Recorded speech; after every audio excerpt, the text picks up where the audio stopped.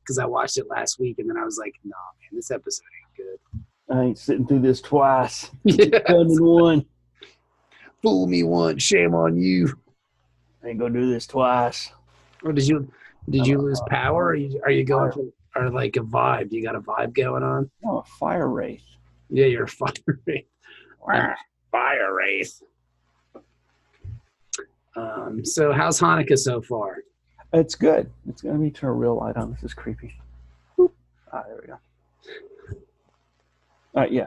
So yeah, so far so good. I posted a thing about the ancient Hebrew prayer. Okay, what's that? Since this is the fourth night.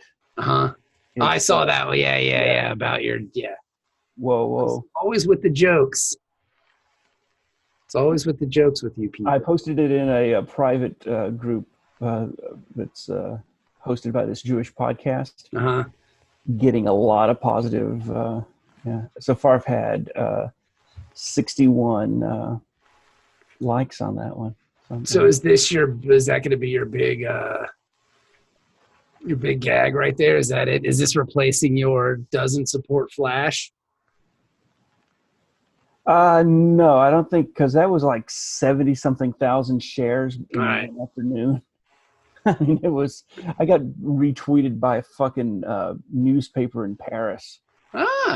Yeah, but they were out of everything that did it, they were the only one that gave me the support. Well, they're the only ones that credited you? Yeah, by American cartoonist Ben McCormick. Listen to that. At racomics.com. I was like, oh, I'm an American cartoonist. By American cartoonist Ben McCormick, yes. Hey, Jen. Hi. If you don't recognize the accent, what accent is it? Irish or Israeli.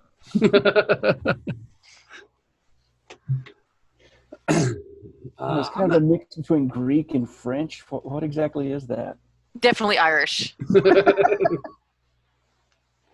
I don't know if Dennis is coming because he hasn't seen any of the posts. So I don't know. So I guess we could just start, and if he shows up, cool. All right, let me turn a front light on because I can't see myself. Ben's in an area of darkness. Yes. Oh no, this was the original. He had a candle lit before. It was very romantic. See, he was telling me all about his Jewish ways. That's not the menorah candle. What is? It's just a candle. It's just a celebration. That's a genteel candle. No, this is a Shabbat candle. It's one of our special ones that we light every week. Okay. Calm down. And just like I can snuff out this candle, I can snuff out Ben if you disagree with me. Jesus Christ. So let me get the other light. That's a good one. What kind of tea did you make, Jenny? Earl Grey, of course. Of course. Caffeinated? Yeah. This late at night? How are you going to go to sleep? I probably won't. But I wasn't going to sleep anyway. All right, well, there you go. At least you're okay with it. Justin's over here, and we're supposed to be doing some special planning and stuff. Does he just live over there now? No, he just is over here for the wrestle show. Okay. But then he drives all the way back to Yorktown? Mm-hmm. His wife is a saint. Yeah. Like, to put up with that. I mean, this is better than when he was doing the station and he was driving down to Norfolk like every single day. Yeah. So, Ben, you do the intro today. I want you to do the intro. I don't know how to do intros. Yeah, That's why all my other podcast endeavors. Hey, everybody. Welcome to Dork Trek, arguably the #1 comedy Star Trek podcast in the known universe. I'm Ben McCormick. Joining me tonight is our regular host, Mr. Bob France. Hey, Bob, how are you doing this week? I'm good, Ben. How are you? I'm doing great. My kids are driving me crazy. Okay, well, so I'm sorry about that. What do you expect? You had kids. Yep. And then we're also joined by the lovely and talented Jenny Zell, everybody. Jenny Zell. Hi guys. Lovely and talented. I get one. Lovely? I chose talented. I would choose talented Clearly. too. But I would say you have lovely tendencies sometimes. Like I immediately backed off of that. Yeah. Tendencies sometimes. I don't know. I don't want to flatter you or anything. And I remember this one party down at the beach. She was kind of lovely that day, but then she got over it. yeah. Had a couple of beers, punched a horse. It was pretty impressive. That was the end of lovely. But yeah, so we are reviewing what is this episode even called? Oh my God, I don't Keiko even sucks. Oh, hey now. No, number one, Keiko Zoom Pang Lady Go. I don't know. Hold on. What? I'm not really sure what the name of this episode is. I will tell you right off the bat that I hate it. Yeah.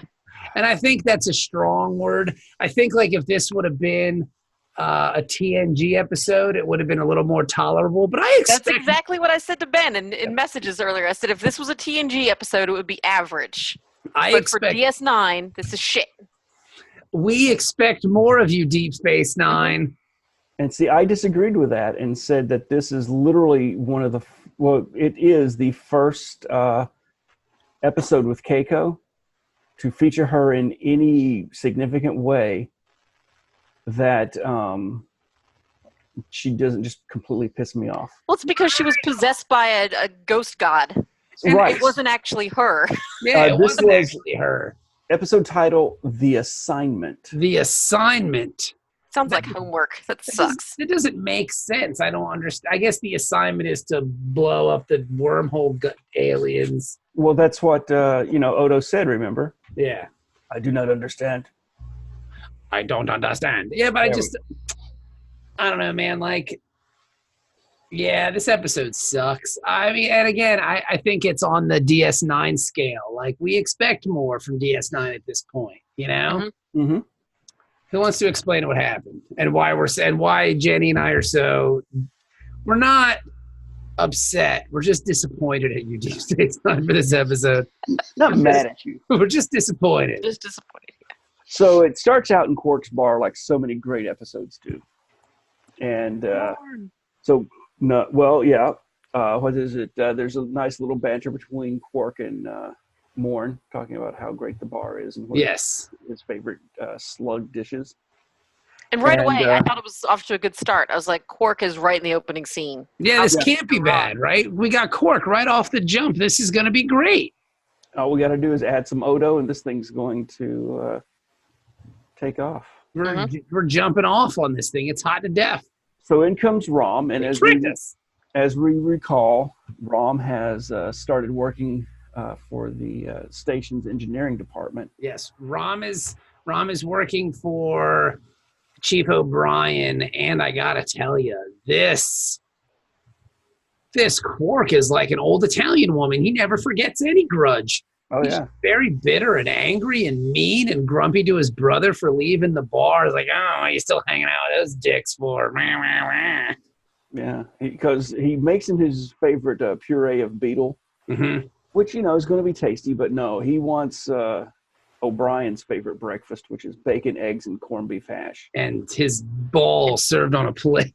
I was going to say whiskey, but yeah. So, there's some back and forth about that, about how, you hang around with these humans, and now, what is the O'Brien breakfast? It's eggs over easy, sausage. No, it's eggs over easy, bacon. Are there beans there? Because I know that corned beef hash. Well, yeah, but I thought the English breakfast was beans. Like they love baked beans with their breakfast. Well, if Mr. O'Brien were English, he might want that. But it's all the same Irish, shit, isn't it? I'm going to fight you, Bob. Both sides of me that are Irish and English. It's all the same shit, right? It's all the same shit. Yeah. It's all that internal conflict, Jenny. Jenny's torn up inside. She doesn't know what to do. It's true. Now I know why I hate myself so much. No, there's other reasons, I bet. Yeah. There's gotta be. It's hurtful. Today on Therapy Chat. That would be a good podcast to just talk about all your crazy brain shit, and somebody else just goes, yeah. It'd be like a blog, but you just go on a friggin' mic and just talk for an hour or something. Yeah. I don't think I could do that. Yeah, you could. I bet you totally could. You'd be surprised what you can and can't do in front I mean, of a I microphone. could, but I don't want to. Well, that's different. That's completely different. Like, I couldn't and I don't want to are two different I things. couldn't talk about myself for an hour. Like, I would just, Well, I'd get bored of myself. what if we started like a therapy podcast where we either with each other or different people? Like a support group? No, one person just sits as the Jungian style therapist, and that's the way you interview. Okay. You started off with the leading question, and then you just let the person talk for an hour, and then at the end of the hour, you're just like, "Ooh, our time is up for the week." And Yeah, I'm so sorry. join us next week when we have Dennis Black and Asian on the We couch. got Crazy Dennis on the show. And I would probably still just talk about Law and Order for an hour. Dun, dun, dun, dun, If dun. that's how you want to spend your hour and $1,500, you just go right ahead. Yeah, Jesus Christ.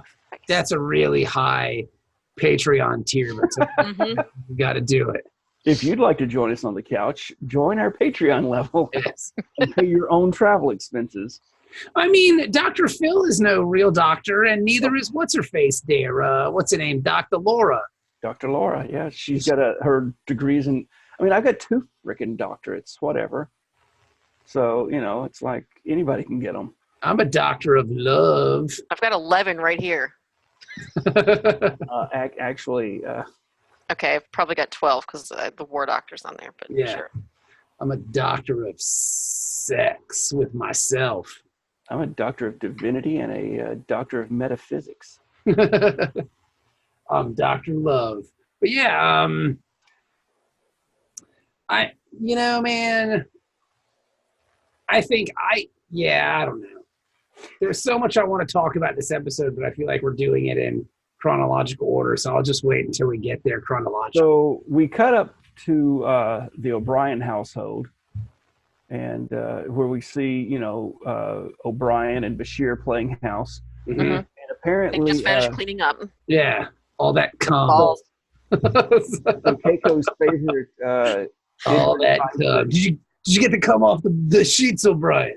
Yes. Did you get to come off the drapes? Yes, O'Brien. Did you get to come off of the hybrid bonsai trees? Oh, yeah, you killed them. Did you get to come off your face, O'Brien? Yes, I did. Yes, I did, Julie. I got it.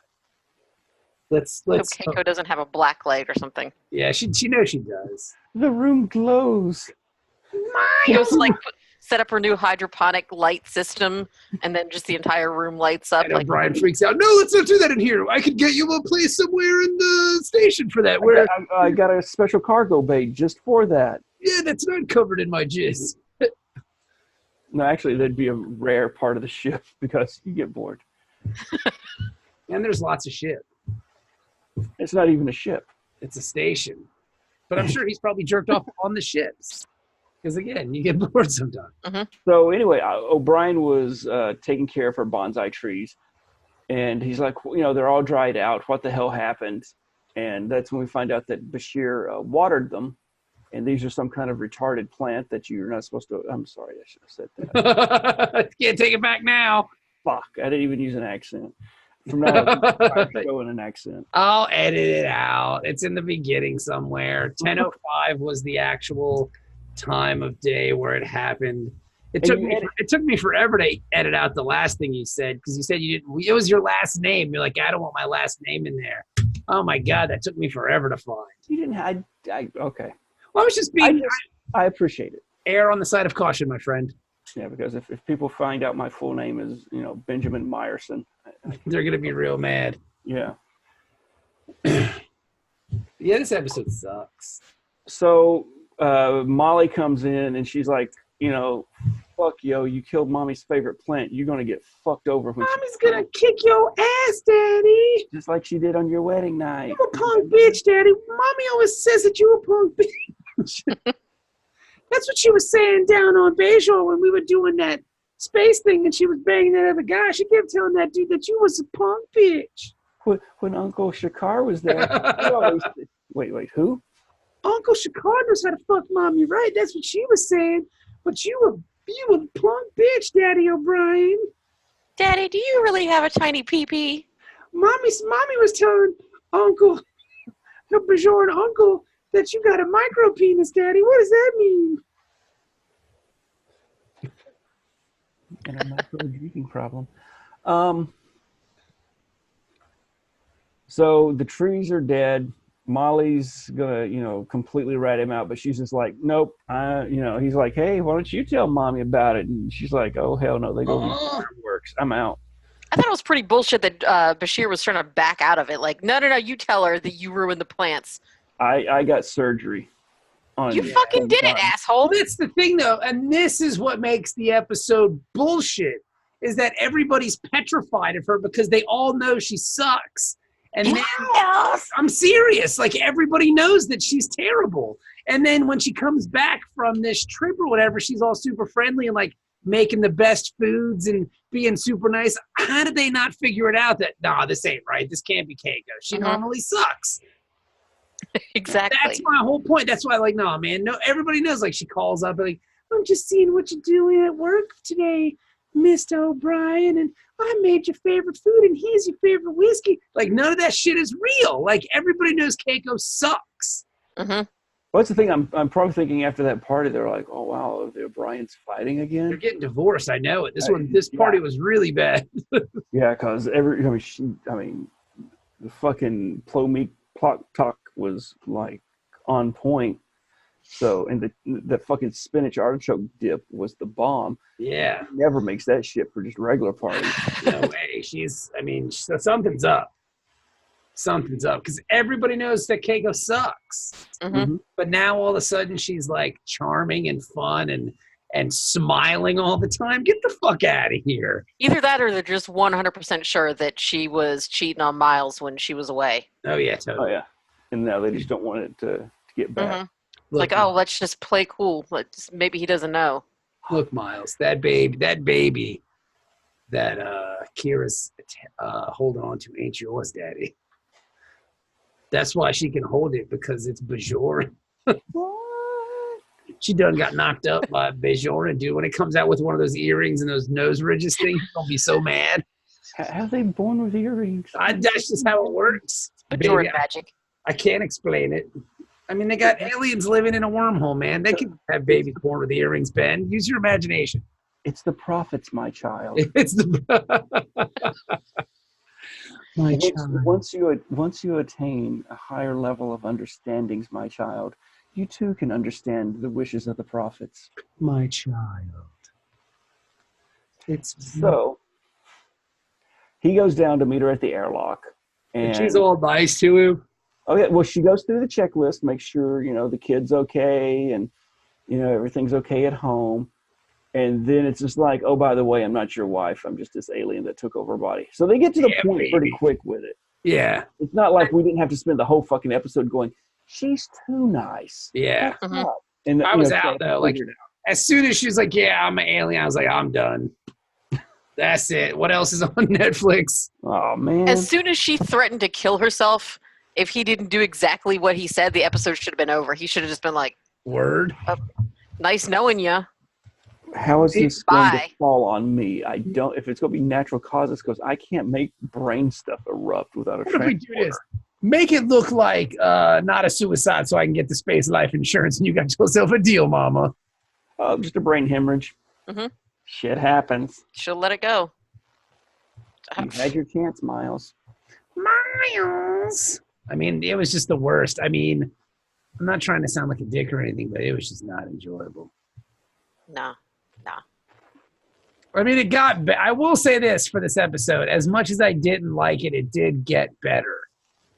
Yeah, but it didn't have, like, it was a low standard, Like, it was already pretty bad. So getting better is still not saying a whole lot. I didn't even really understand because, like, I guess this alien lady takes over Keiko and O'Brien's visiting the fire caves. Yes. On Bajor. Yes.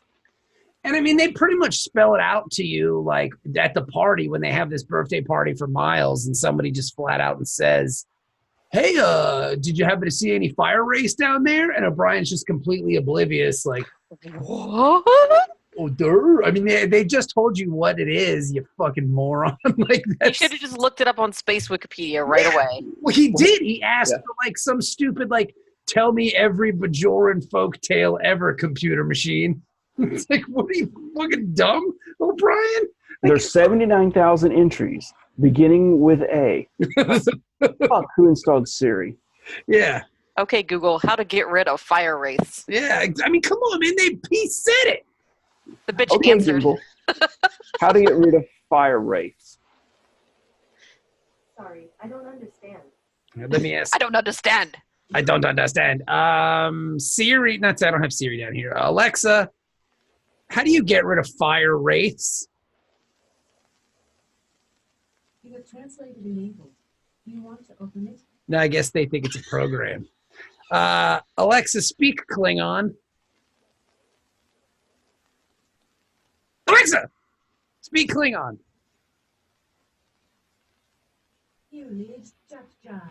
That's a Klingon toast. May your blood scream.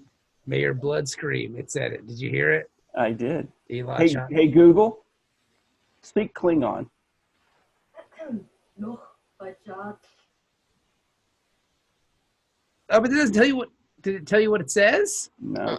See, at least Alexa will translate it. Well, you didn't tell her to speak English. You told her to speak Klingon, so mine's smarter. No, but I asked Alexa to speak Klingon. And Alexa, I asked Google to speak Klingon. Speak Klingon. Alexa, speak Klingon. It scares me Give whenever you the silent treatment. That roughly translates to a children. Revenge is a dish best served cold. That is an old Klingon proverb. Yes. The one upstairs because Stephanie got me 2 of them. I've got a little Echo downstairs and a bigger one upstairs. The one upstairs I just call computer because Nice. So yeah, it makes me really happy. I wanted to do that for my Google, and I couldn't figure how to make that happen. I don't think we can do it on Google yet. No, But I did ask my Google to call me a bad word. Did it do it? But it won't say it. It bleeps it out.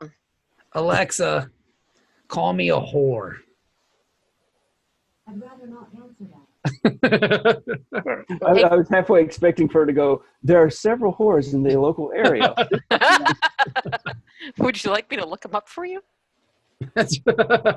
Hey, Google, what's my name? I heard the beep. Yeah, probably couldn't hear it, but I barely heard a beep. Beep. But yeah, so yeah, man. That's how great this episode is, huh? No, but I mean, it's. I'm just. Well, come on, man! Like they just told you what it was. Like, pay attention, O'Brien. A fire wraith. I'm like, okay, well, that's what's taken over his wife's body. Yeah, but if I told you that, your wife was possibly Krishna, one of the Hindu gods, it would take you a little while to be like, wait a minute, what? Oh. Yeah, but if she had walked in the room with 8 arms, slinging swords and shit, and then he found that out, he might be like, well, that makes sense. That kind of connects. I think I would have liked this episode better if they had kind of dragged it out a little bit more. If she just started acting weird and tricked him into doing all these things, and then somebody at the party kind of mentions it and something about a fire wraith, and he's like, well, that's kind of weird because she did fart and flames shot out of her ass, so that really makes sense. Let me start looking it up. It was more of a mystery. She did burn dinner last night, which I thought was odd since we use replicators. We had sex, and after we were done, it burned when I peed. So something is foul here. Well, I didn't really think that was odd because that always happens when she gets back from a trip. and O'Brien banged her. They had sex.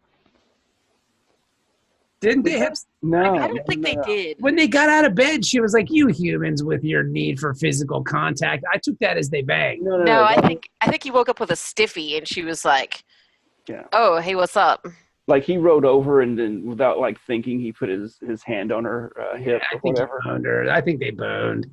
No, because he can barely stand it when it's her, much less when it's not her. Maybe that's why he wanted to. He's like, maybe this will be something hot for me. Oh, Julian. It's like when you sit on your hand until it goes to sleep. It's the stranger. The stream. Same thing, but with an entire body. I mean, sometimes you do what you got to do, you know. So Does that count as cheating? Well, technically, Keiko's still there too. Does it count as a three-way? Well, Keiko, I mean, because later on in the episode when she comes back, she's like, I didn't know what to do. I mean, I felt like I was in there, but I didn't really know. Okay, so, you were down with it. Otherwise, you'd said something. Mm-hmm. I hate it. I mean, like... Keiko, if you don't want me to bang this hot alien, just say something. Not that she's attractive, just that she's actually somewhat hot. And I mean, she literally looks exactly like you. Yeah, but she's got passion in her eyes, and she's got a goal as opposed to just being some stupid botanist.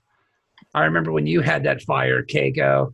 Now you're just obsessed with being a mother, and you're not interested in anything at all. At least this thing's got feelings. It loves something. Damn it. Taking flowers all day. Damn it, Keiko.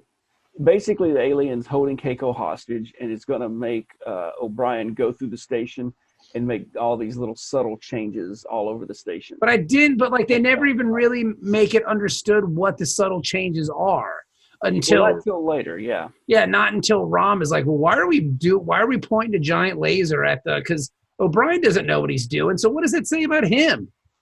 Well, no, he's all bound up with, this bullshit, and he's not looking at the big picture. He just sees this list of changes that he's got to make.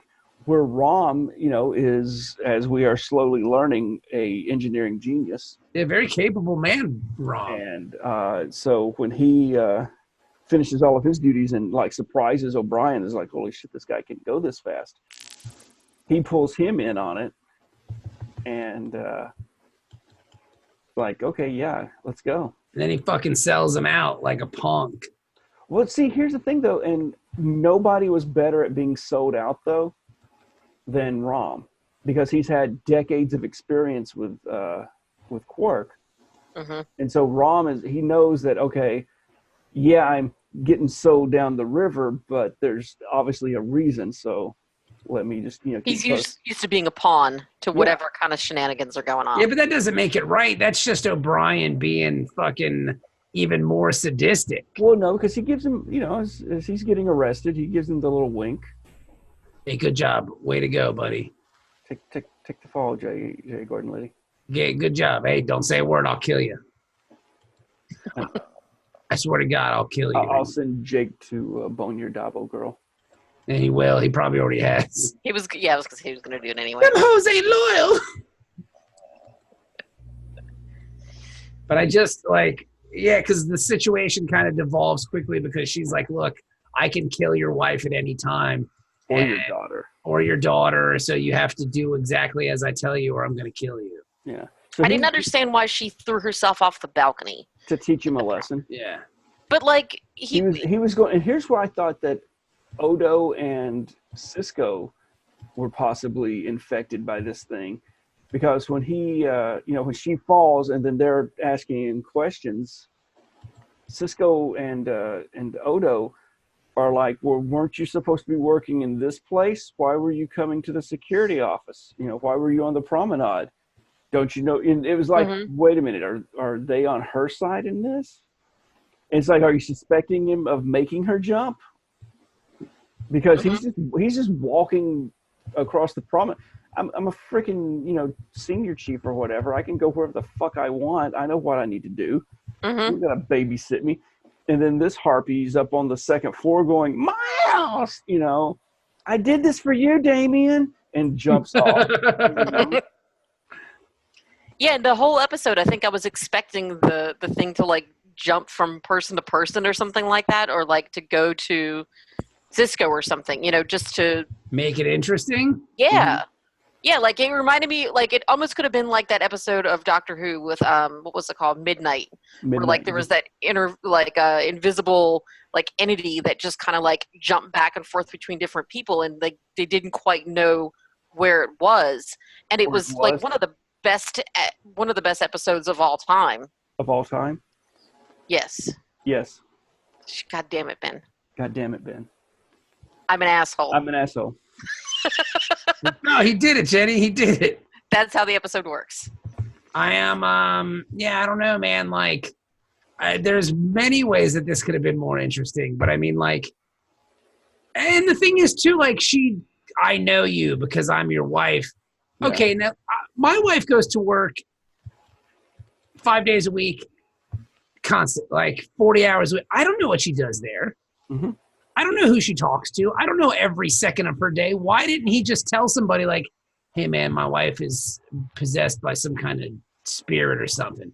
It's Star Trek. They hear shit like that all the time. They'd be like, oh, it's in the book. We got a procedure for that. That's oh, chapter 3. That's chapter 3, verse 4, second indention right there. That's how you handle that situation. So, I mean, like, I didn't get why he just didn't tell somebody. He could have, like, did some kind of signal, like when he was fucking around in the Jefferson's tubes or whatever. He could have, like, sent some kind of signal to Odo to let him know that something was wrong. Because, like, I mean, we're kind of jumping around, but, like, Odo eventually says, like, hey, you didn't cover your tracks very well. He's like, yeah, no. Like, I thought that was intentional. Like, that Miles was, like trying to get caught. Yeah, that would have been the perfect time for him to tell Odo what was going on, but instead he punches him in the face.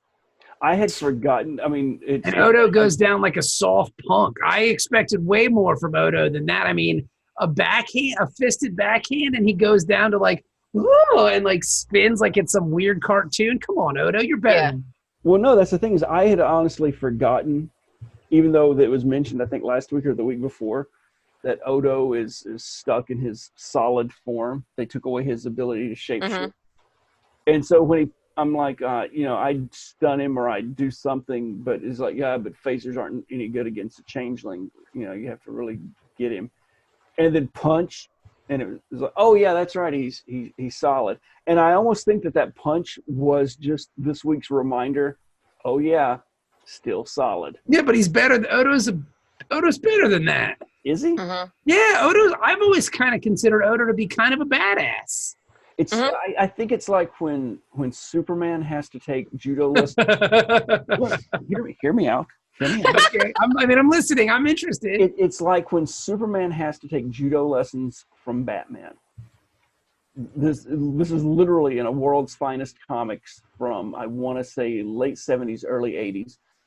And it's got, Batman and Superman are in the Batcave, and Batman has thrown Superman, and Superman's just like blacking on the ground because he's not using any of his superpowers. And even though he's got the weight and the density and everything, Batman's still able to throw him because, the whole thing about using your partner's strength against him and his own momentum, blah, blah, blah.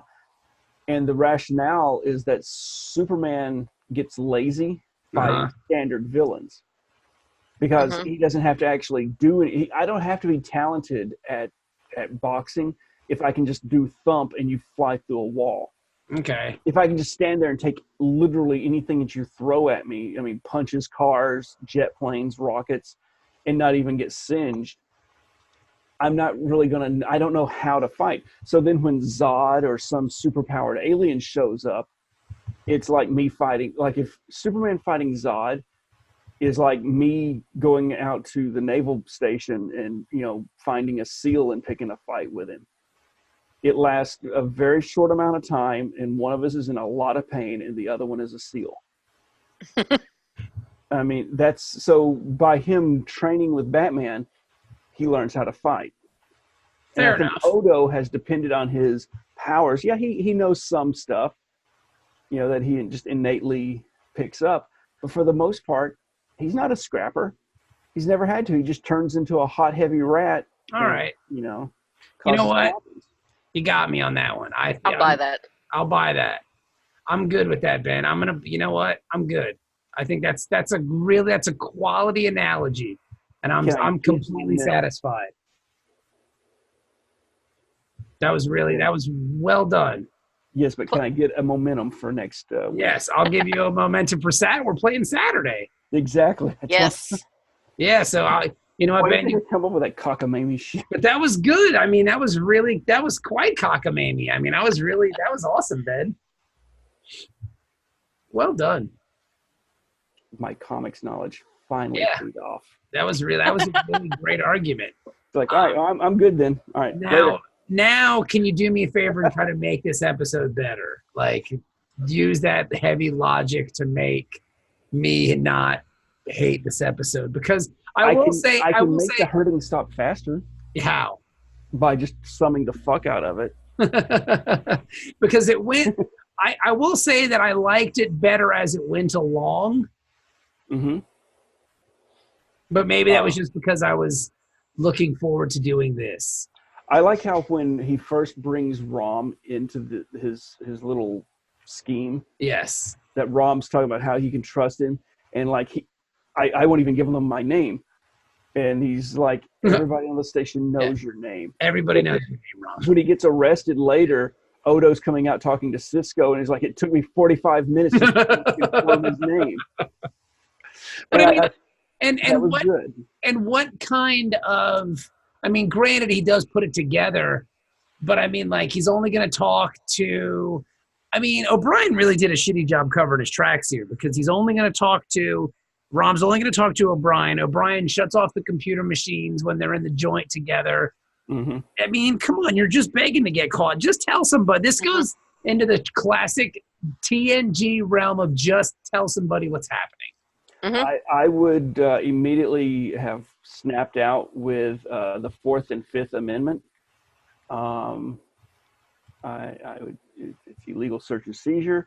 The bugging of the jail cell while I'm having a private conference with my legal representation. I don't think he counts as legal representation. He might. 25 to life. He's a Starfleet. He's a Starfleet chief. Dun dun dun dun dun. Dun, dun, dun, dun. McCoy would give him the chair, son, because that's how McCoy rules. He'd just be like, "You get the chair, bitch. I'm gonna kill all y'all." And then he would bang Keiko. Yeah. So for the benefit of the audience, the paw wraiths in the fire caves are these cast out prophets, the false prophets from the wormhole. Yeah. So they're the same thing as what we've seen with the prophets, these non-corporeal, people. But apparently they have a very well-defined sense of time because they've been cast out and have been trapped in these caves. And they're really angry about it. As one gets, they're basically, I'm thinking these are like the Bajoran devils, right? Just like, God cast out Lucifer and the fallen angels. Like this as a concept sounds fantastic. But this should be a good episode. It just sucked, though. Yes. Well, I mean, those of us who've watched far ahead will tell you it is so necessary. I mean, I've watched I haven't watched in completion ahead, but I've watched far enough ahead, and I just still think, like, this is a TNG episode. Now, if they can connect a dot later, then I'm all for it. But as a first viewing, this is just a bad TNG episode. Yeah. And I'll grant you that, like, some of this stuff probably ties in later. It probably becomes major plot points. But I'm still thinking that no matter what, they could have played the story better. Yeah, they could have made it a better episode. It just felt lazy. Like, I mean, again, TNG gets away with it because it has a special place in my heart. But this is just a TNG episode of energy guy infects ex-crew member who makes them act weird and has them do something that the crew member doesn't want to do. I mean, come on, man. This is Star Trek by numbers here. And I expect more from D Space Nine. Well, these paw wraiths hate the prophets. Yes. Right. And so this whole thing has been getting O'Brien to set up this chronoton emitter. Laser! And would you shoot a laser into the wormhole?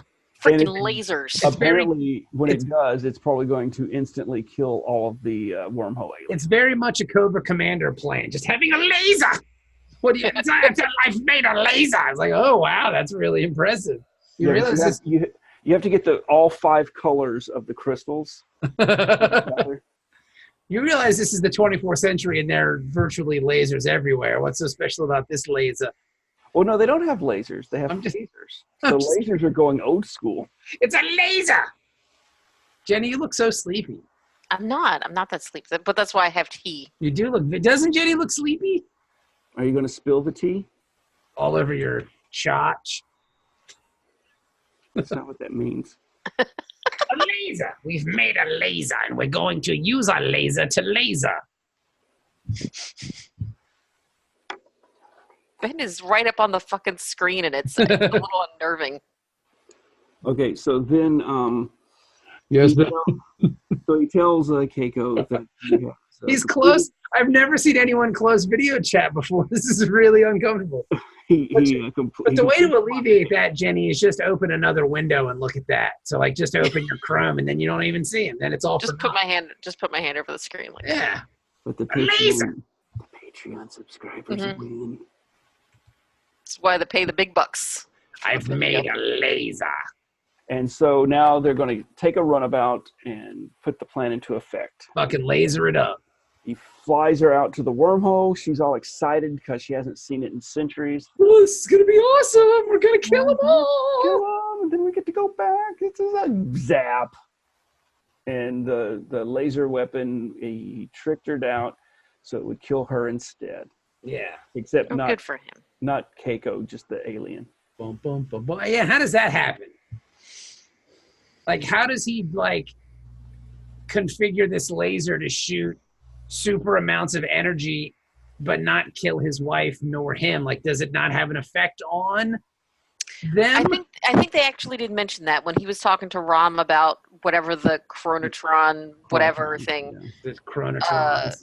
Yeah, he said that it wouldn't hurt them, but it would kill. That's when he was like, "Oh, but it'll kill the prophets." Oh my god. Well, because the paw wraiths and humans are creatures that live in linear time, and the wormhole aliens live outside of time, and chronoton particles, which sounds like the name of like a shitty '80s German like synth pop band. Right, but they're basically You guys are like, yeah, whatever. Well, we've heard chronoton particles before. I'm not falling for that one, Bob. We're just gonna keep on going. And you're gonna try to do some dumb accent, and it's just not gonna work. We're not falling for it. We're getting out of here. We're wrapping. No, now I need to hear the dumb accent. We're wrapping this. It's just gonna sound like sprockets. We're gonna wrap this thing up quick. We got shit we gotta do, Bob. Beep bop boop. Yeah, This show sucks. We take the chronoton particles and we rub them all over us while we dance. It's the best part of the show, and then we wear leather. See? And sometimes I have someone dress up like a rabbi and take a leather strap and strap me across the back and say, "Feel bad for what your grandfather did." And I say, "Yeah, it's so bad." It's very art house of us. It makes me feel better about my guilt. Und then I have this large... Und then I have this large Ethiopian man come in and do vile things to my mother.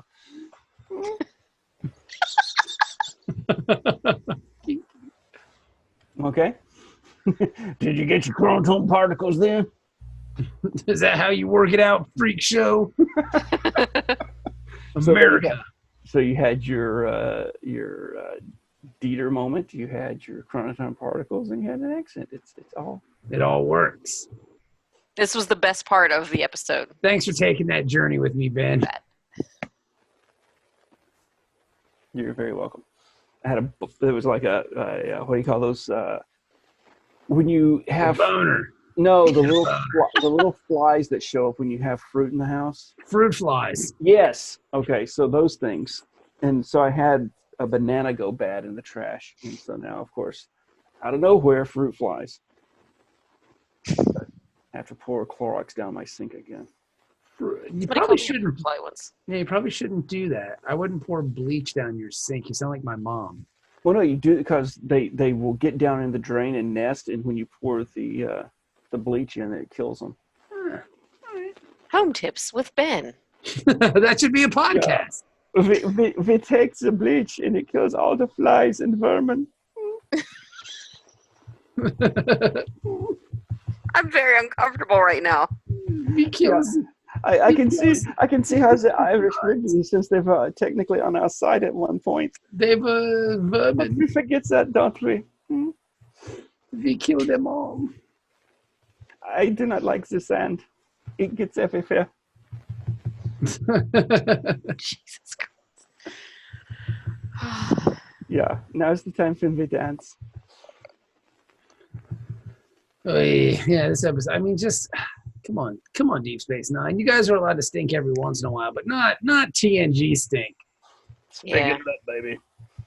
I feel like, okay, like TNG, there's really, really bad ones, and there's really, really good ones. Like, I think the best TNG is better than the best DS9 so far. But all the in-between is kind of like, it's all over the place. I think Where DS9 is like, it's all like up in the top range, you know? So like, I expect everything to be up here, not Yeah. a 2 and 3 or whatever. And I mean, and I understand we're gonna have stinkers every once in a while. Like, I get that. Like, and I'm comfortable with it. But I mean, I don't think this was a stinker. I just think this was average, and it's just like when you're having, you know. Yeah, but be average DS9. Don't be. I hate it when I feel like I'm watching a show and I just go, this is a TNG episode. Like, you can, you know, you can just change some character names and you've got yourself a TNG episode. Well, do you think though it's like one of those things where because a lot of the writers came over after TNG ended. Yeah. Those Could have been. Like the A team of writers for DS9 after the last couple of heavy episodes that they've done, they, you know, had to take a break and go to Cancun or something, just chill. Did some cocaine. And they left it with like the B team, and you know, Ron Moore's like, all right, guys, seriously, good luck, guys. We're just gonna go down to Cancun for a few days and write up the season finale shit. Just keep the show running until we get back. We're not gonna be gone for more than 2 weeks. We're gonna go and do a couple donkey shows, and that's the way Gene would have wanted it. It's part of his vision. It's just as Gene, us to go to donkey shows is what Gene wants. I asked Rick. Rick is behind it. Rick Berman said it's cool. Rod is still tripping out on coke. And Gene was a big fan of donkey shows. I don't know if you guys knew that. So we're gonna go honor his memory. It's the anniversary of his passing. So donkey shows. See you guys later. Mounds and mounds of cocaine. You guys do one of those energy episodes, the energy monster things. Yeah, I don't know. Just make it like a profit or something. We'll see you later. Lost profit. Got it. There. Look, we just did all the work for you. I mean, wasn't this basically an episode that was like Deanna Troi got possessed by a fucking No, Deanna Worf and O'Brien got possessed by energy beings on this planet, and they came back to try to take over the ship, and they were going to beam all of their little energy being brethren back up to the ship into the cargo bay. That's right. So Brian, he's the fail point. Yeah. They just followed a template on this. Yeah, so just change energy beings to fire rates and throw in some profits, and that makes it Deep Space Nine. Nah, son, I demand more. Yeah. What was that? Could you hear that? I did, but I was just wondering where it came from. It just kind of came out of the blue. Magic. It's like it came out of a wormhole in space. Oh, that's what they were going to call Star Trek show, Wormhole in Space. That was the original name of the series, but it just didn't really flow that well. No, didn't test well. Star Trek Wormhole in Space show. Disco Trek in Space. It's the disco theme song. Disco theme song, Star Trek in Space. I want like the original Enterprise, and I want it to be like sequined up like a disco ball, and I want it to be in my living room spinning. So that would be kind of amazing. Disco ball space. Okay, I'm going to work on that for you for next Hanukkah. Yeah, people have the sparklies in the living room. I love the sparklies. I do have. Go ahead. Yeah, go ahead. No, I was going to say I had a side note on something that I noticed in this episode. Rom has zero ass whatsoever. Pancake butt? Yeah, I noticed that too when he was laying on the floor. Like I don't watch the show and be like, oh, let me check out their asses, but like, yeah, Rom's laying on the floor and he just flat. Yeah. Pancake ass. Yeah. Mm-hmm. He's a direct descendant of Beverly Crusher. No, we did get a lot of shots of Keiko ass in this episode. Yeah. That outfit that she had. She looked better in this episode than she looked in other ones. So I wonder if that's why O'Brien was just doing everything she said, because he's like, you know what, maybe she's been dressing a little sexier. Maybe she'll let me crush if I listen to her. So yeah, I'm down with that. Let's do this. Let's make this plan happen. But other than that, I just wonder how much cooking she did for the birthday party. Not much. It's all fucking replicators. Well, that's the thing. I wonder if they do a thing like, you know, when you play video games like on PlayStation or Xbox or something, where there's these little challenge missions where you've got to pick the lock, or you've got to, you know, bake the cake, and it's all about how you bake the cake. You have to move the sticks in a certain way to, you know, steer faster, and you have to move the left stick, you know, rotate it quickly this way and hit D the right number of times and stuff. That's how she hit that D the right number of times. That's why O'Brien was doing what she said. She was hitting that D. Well, I mean, you know, and it's like maybe that's what the replicators do, where you have to sit there and push the buttons and twist the knobs just the right way and cup the balls the right way. I can see doing that for... And it makes it that way you cook, and it takes skill, and everybody's like, oh, yeah, and that way yours doesn't taste just like Martha's down the street, and you know, Deanna makes the chocolate mousse. It's going to taste different than when Jadzia makes chocolate mousse. See, I always kind of wondered if like they just replicated the ingredients and then cooked, like made the dish from the ingredients, because like then you kind of get like something that tastes real, I guess, maybe. Yeah, because I imagine everything in that place tastes like stuff from Olive Garden, because that's what they're going for. Like when I worked at Olive Garden, they were like, "Hey, we want everything to taste the same no matter what Olive Garden you go to." The consistency of it all. That's the whole idea of chain restaurants. It's like, well, no, the replicator though does that automatically. That's what I'm saying. So it's just like eating at Olive Garden every day. Except it's going to taste better. They actually salt their pasta. Well, I mean, because that's one of the things is that the replicators, you can get like the most expensive, finest, you know, meal in all of Paris, and you only have to have it once. And as soon as it's put on the table, you throw it in the replicator and let the computer scan it and take it into the system. And now you can have 1 million of those, and it will taste exactly the same every time. I'm not buying it, though, because, like, if that was the case, why couldn't they just easily make that, what was that Frappuccino shit they were trying to make for Kira last week? Oh, the decaf Frappuccino. Yeah, they were going on about, like, how they needed to make it decaf or whatever. And it's like, if that's the case, if it's all just a program, why couldn't you just say, leave this part out of it? Well, no, they can, but then that's just like, though, if you were to make coffee right now from, like, I gave you the beans and stuff and said, okay, then make decaf coffee. Aren't you a fucking slave? It's not gonna taste like coffee, though. But I'm also not a replicator. Well, no, but I'm just saying that even if you used I think Jenny's a real person, and I don't think she's just some computer machine coffee thing. Even if you... You know what? I'll even go so far as to say that Jenny's my friend, Ben, okay? She's not just some computer making coffee. If I give you a recipe with 5 ingredients, but then I take one of those ingredients away from you and you still have to make the recipe, do you think it would taste different than if there were 5 ingredients? Yes. And that's what's happening, why you can't just say, okay, computer, make me a Roctagino, but 0 caffeine. Remove any caffeine molecules out. I don't know, man. I can go to Starbucks and get a half calf, and they can do that shit. But it's not Roctagino. I could go to Starbucks and get like a decaf mocha, and they can do that shit. Yeah, but Roctagino is alien coffee and replicators. That's what's so I ain't never been to Nicaragua, motherfucker. That place might as well be on the moon. All right, fine.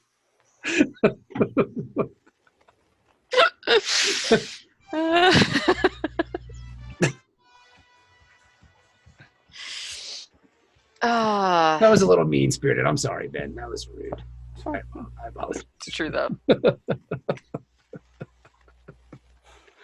But, yeah, I don't know. Just tell somebody. Like, if my wife were possessed by an alien and kept threatening to kill herself, because the problem's over if she dies. Well, So you lose your wife. Take one for the team, O'Brien.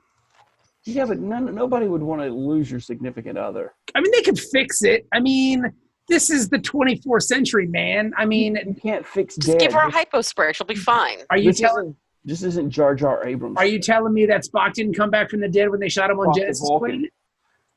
I'm just saying. Well, who knows what Keiko is? Asian, human. Like, I'm sure they could figure something out, man. Put her body in some other kind of consciousness, or She's from just, the United States of Asia. or yeah, she's from the Oriental fucking Alliance back on planet Earth. She's from Mao Zedong City in the Oriental Alliance. She's one of. Well, that's how Star Trek does it. It does. Yeah, they do. She's one of 2 people on this episode who also appeared in a version of MASH. Yeah, she was in MASH. She was a sucky girl in MASH, wasn't she? Yeah, she ended up marrying Klinger. Oh, hello, Klinger. I totally marry you for sucky. Well, I saw Good you. for I her. thought you were a woman. Yeah, but I mean, fuck this shit. Fuck this episode. I liked it. I mean, it wasn't bad. I just want more. I want to see where they're going with it, but like I said, I think that they could have just they have a point A and a point B. It's all the shit in between. They could have done a little bit better. Yeah, that's what I'm saying. Yeah, I agree. And like O'Brien was just too complicit for me. And he sold out Rom entirely too quickly. Like, just tell somebody, man. Just be like, hey, man, Yeah, he look. came back for Rom, though, to be fair. I mean, did he? I think so. I don't know. I don't know, man. It was just, he sold out Rom too quick, and then Rom's all stoked. Like, nobody likes Rom. It made me feel bad. I just, this episode. It did make me like Rom a little bit better. Yeah, now I feel bad for Rom. Like, nobody likes him. And Rom seems like He's just always getting used by people. Yeah, Rom seems like a nice dude. Mm-hmm. Not just some douche. Now, this the guy that directed this episode, this was the first episode he ever directed, but he'd go on to direct a lot more episodes of DS9, Voyager, and Enterprise. Really? Yeah. Good for him. Including the finales of the 5th, 6th, and 7th season of DS9. Interesting. Good for him. I just wasn't, and I don't think it's his fault per se. I just don't think it was very good. That's all. I think it was just lazy. It just felt lazy. Because as soon as she was like, I'm an alien from another planet, I was like, I'm out. Like, I'm good. Like, I don't need this. I thought it was a joke at first. I thought she was just like, haha, no, just kidding. It's just me. I was really hoping that was going to be the thing. She's just like, no, It it's was really just a big joke. Yeah. I'm just kidding, motherfucker. Ooh, trivia time. Gotcha. They established in a what episode? Trivia! Trivia. So there is a DS9 episode from 2nd season. Yes. Halfway through 2nd season called Whispers. Where we've Sounds find like an out erotic Star Trek episode. what is Alice Whispers. well he what is it? We find out that O'Brien's birthday is in September. Uh-huh. And since this episode takes place in September, because it's his birthday, right? And we know the year is 2373, so this is one of the few episodes where we can identify like a specific time frame That's fun. that this episode took place in September of 2373. And then if it was really his birthday in September, they would have played the September. Wind and Fire. Remember? Yep, they'd have played that song somewhere You have to. because it's It's September. not since you today, Jenny. Did you get a chance to? No, I completely forgot. Yeah, there's a video going around. We'll have to share I shared it in our chat as well. Of Earth, Wind, and Fire? It's Earth, Wind, and Fire mashed up with Crazy Train with Ozzy Osbourne. All right, I'll watch that. Yeah, it's in the RPG chat, and we can share it to the fans at a A later little time. skeptical. Like I don't usually like mashups, and that Earth, Wind, and Fire song is like one of my favorite songs of all time. I just think Which that Earth, Wind, and Fire song is it? September. That's one of your favorite songs of all time? Huh, that's really interesting. I didn't know. Is there a reason why? I just like it.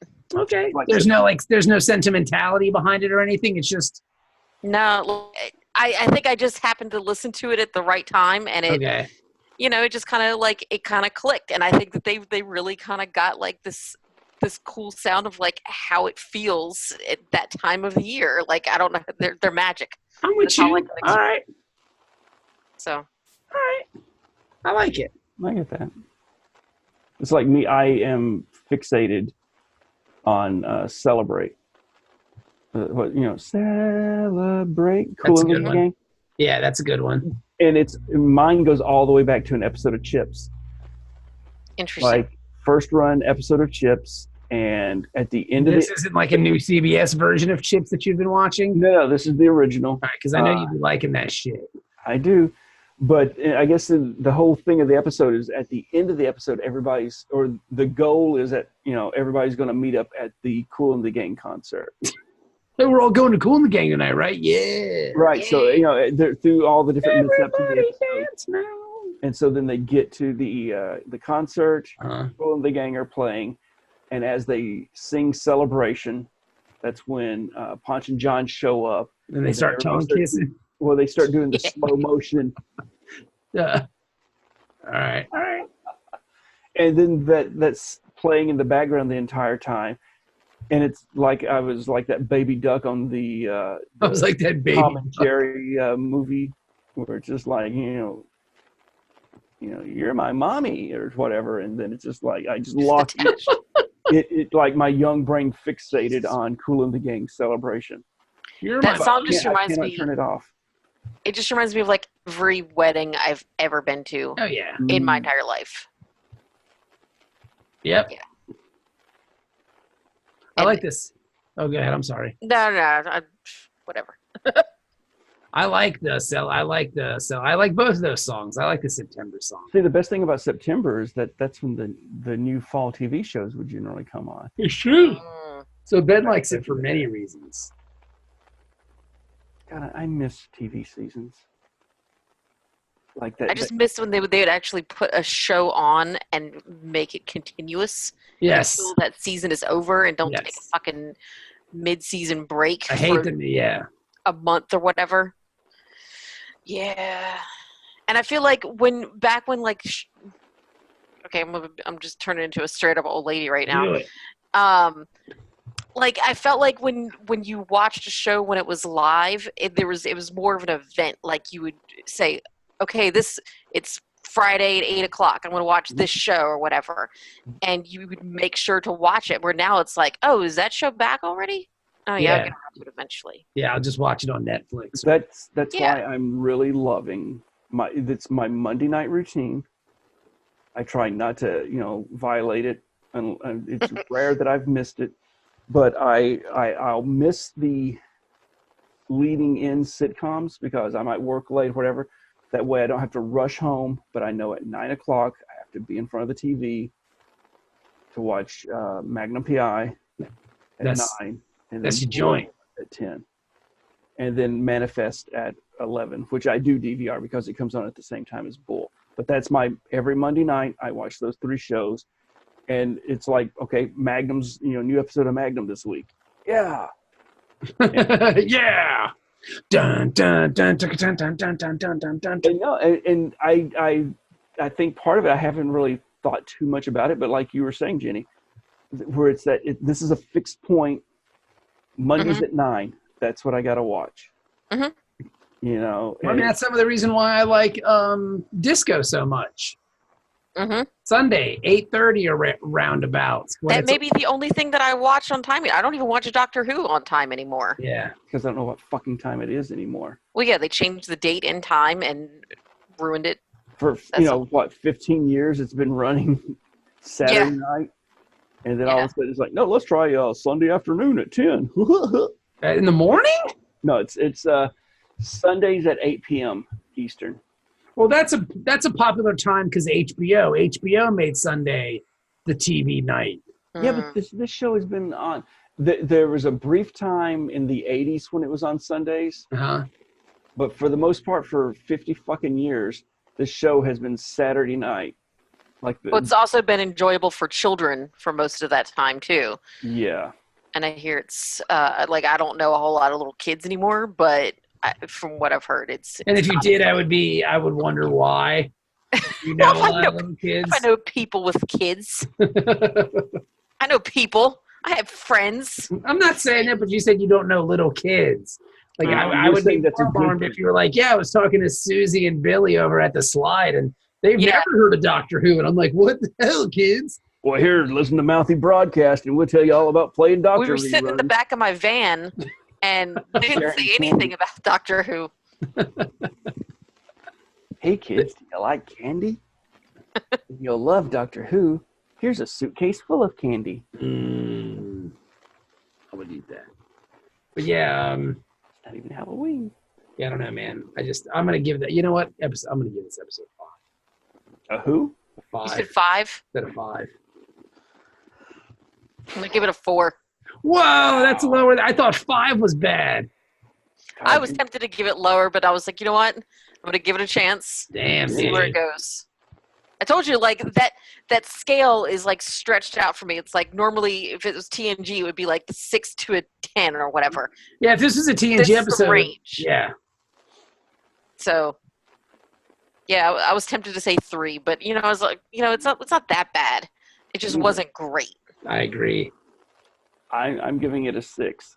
Didn't love it, but I enjoyed it. All right. If it was a TNG episode, I'd probably have given it a 6. Yeah, if it was a TNG episode, I'd probably go like 6.5, 7. Yeah. This is pretty good. But then, like, See, I'm like, nah, son. I'm just afraid that my grading is skewed because I know. It's like when the episode where I know things, man. I've seen things. I've seen the shit, man. But you've also said that, like, other episodes were coming up that are better, so you rated other stuff. Like, at the beginning, you were like, oh, this one's lower for me because I know that better episodes are coming. So, like... Right. I mean... Well, no, but now we've entered the realm of the better episode ocean, and so... But this is not one of them. Yeah, but it ties into... And I mean, like, next week is... like mind-shattering for me. I may be channeling my inner Dennis because he's not here, but Ben's just being an elitist. That's all. I mean, that's kind of his role on the show, I think. I thought that was... I mean, I could pull up the original text conversations inviting me to the show, and it's like, we need you to be the elitist prick. No, never. Yeah. Well, no, I would never say that. Why would you make it sound so mean? No, that's what We need Jenny a giant texted. freaking nerd to be on the show to talk about Star Trek. That's what Jenny texted me. She was like, Yeah. we need you to be a giant prick and be an elitist and be a nerd on the show. Never. I just wanted to make a new friend. No, I'm not saying you said this. I'm saying this is what Jenny I texted said me. that. Oh, that's fine. Well, I don't In know. I'm a Italy, jerk. she was like, "Buongiorno from Italia. Jesus Christ. Buongiorno from Italia. I am on my BlackBerry at the Vatican with all them popes in them." Buongiorno from Italia. Yeah, so I don't know, man. I'm just happy that you guys are great. And that this show was just kind of a bummer. It's sad. Yeah. I'm sorry that you guys didn't enjoy it as much as I did. But I'm looking forward to next week. I am. I mean, I love the show. I mean, if I'm being honest with you, I'm kind of Star Trek'd out at the moment. And I know that's really weird to say because we've been doing a Star Trek podcast for fucking 6 years. But Wasn't this like the 100th episode of DS9? I hope not. Mm. Is it next week the 100th episode of Deep Space Nine? No, next week is last week was. This week was the 102nd episode. Okay. And then next week is the 35th anniversary or something like that?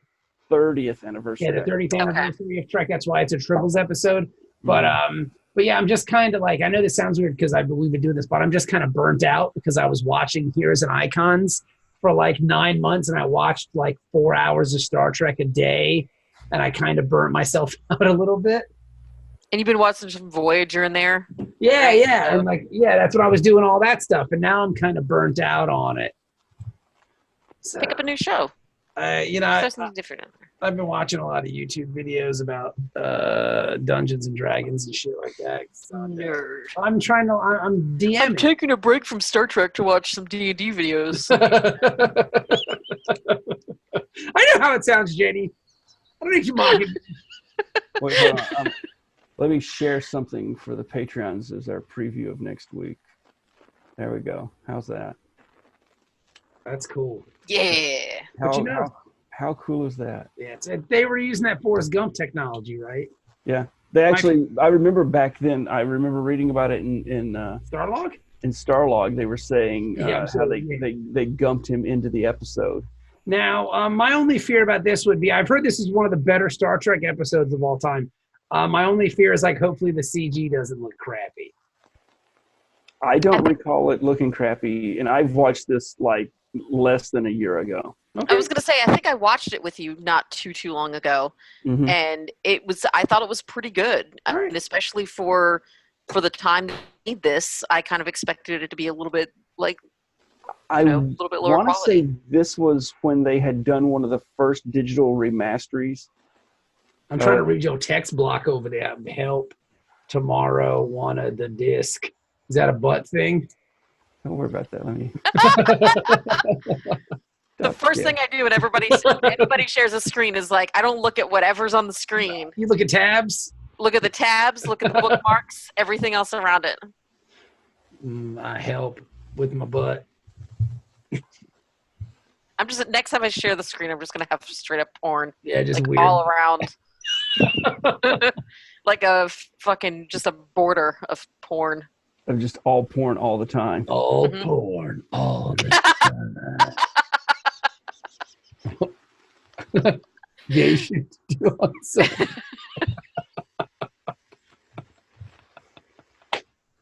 That's funny. Happy now? Yes. Are you not entertained? Yes. Now that I gotta go clear my cookies because I haven't even gay shit to do. Clear my cookies. Yeah, well, no, I always use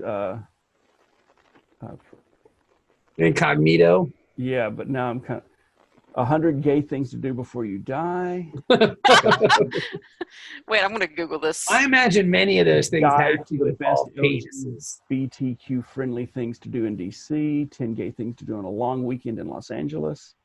I think you're going to Los Angeles? I don't know. The Stranger's Guide to the best gay club shops bars in Seattle. You're not a club guy, Ben. You're not. That's not gonna be your thing. Here's my favorite 9 gay-ish things to do in Montreal. Just the tip. Just the tip. Oh, mon ami, it is not gay if you're in Canada. Oh, yes. We are bilingual and many other things. Yes, it is A-okay to be doing this stuff in gay Montreal, no? Or as they say in the Navy, it's not gay if it's underway. Yep. Are you guys, so we're playing on Saturday? Yes, yes? Yes. All right. Wait, that's this week? Yeah. Okay. All right. So you guys, thank you for listening to the episode of Dork Trek. We will be back next week. Thank you to all the Patreons and all the great people, but most importantly, thanks to us. Yeah. We're great. We'll talk to you guys next week.